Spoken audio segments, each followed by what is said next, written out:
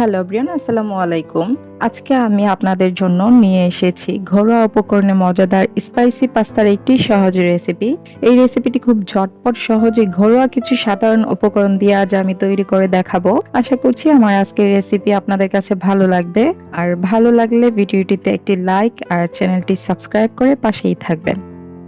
Spicy pasta রান্না করার জন্য এখানে আমি 2 কাপ পাস্তা নিয়েছি।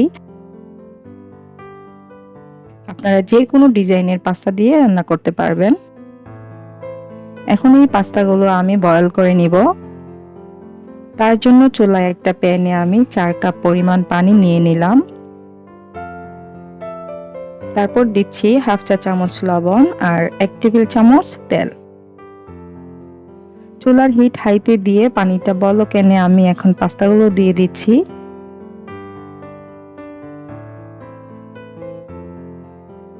এখন ঢাকনা দিয়ে ঢেকে সেদ্ধ করব 10 থেকে 12 মিনিট। আমি ঢাকনা দিয়ে সেদ্ধ করেছি, তাই 12 মিনিটেই পাস্তাটা সেদ্ধ হয়ে গিয়েছে। ঢাকনা ছাড়া করলে সময় একটু বেশি লাগতে পারে। এখন আমি একটা স্ট্রেইনার দিয়ে ছেঁকে তুলে নিচ্ছি। আর এইগুলো ঠান্ডা পানি দিয়ে ধোয়ার দরকার নেই, কারণ তেল দিয়ে সেদ্ধ করা হয়েছে, তাই একটার সাথে একটা লেগে যাবে না। এখন প্রথমে আমি 2টা ডিম স্ক্রাম্বল করে নিব।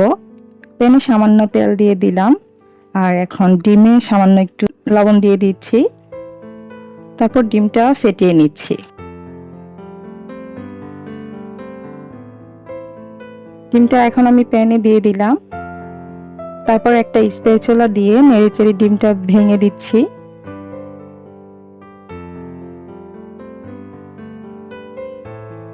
আর এগ স্ক্রাম্বলটা হালকা ভেজে তুলে নিতে হবে, খুব বেশি ভাজা যাবে না। এইবার একই প্যানে আমি 2 টেবিল চামচ তেল দিয়ে দিলাম। তারপর দিচ্ছি 1.5 টেবিল চামচ রসুন কুচি। এই রসুন কুচি হালকা একটু ভেজে দিয়ে দিচ্ছি 1/3 কাপ পেঁয়াজ কুচি। এখন আবার পেঁয়াজটা হালকা ভেজে নিচ্ছি। পেঁয়াজ আর রসুন খুব বেশি ভাজা যাবে না, জাস্ট ফ্লেভারটা আসলেই হবে।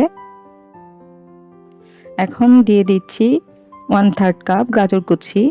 এখানে আপনারা আপনাদের পছন্দ মতো ভেজিটেবল অ্যাড করতে পারবেন। এরপর দিচ্ছি হাফ কাপ টমেটো কুচি। টমেটো কুচিটা দিয়ে দেওয়ার পর এখন গাজর আর টমেটো একসঙ্গে একটু ভেজে নিচ্ছি। আর তারপর দিচ্ছি স্বাদ মতো লবণ।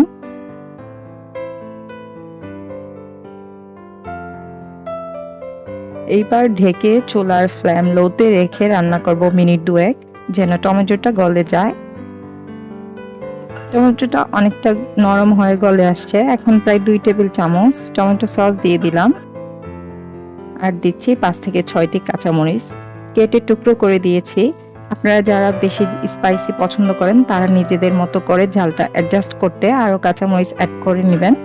এইবার পাস্তাগুলো এর মধ্যে দিয়ে দিলাম। এখন মশলার সঙ্গে পাস্তা খুব ভালোভাবে উল্টে পাল্টে নেড়েচেড়ে মিশিয়ে নিচ্ছি।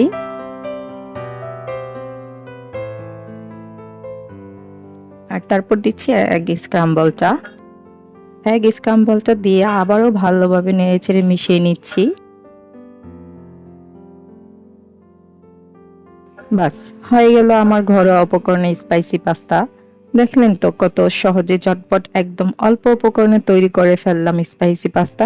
আশা করছি আজকের ভিডিও আপনাদের কাছে ভালো লেগেছে। ভালো লাগলে চ্যানেলটি সাবস্ক্রাইব করে পাশে থাকা বেল বাটনটি প্রেস করে দিবেন।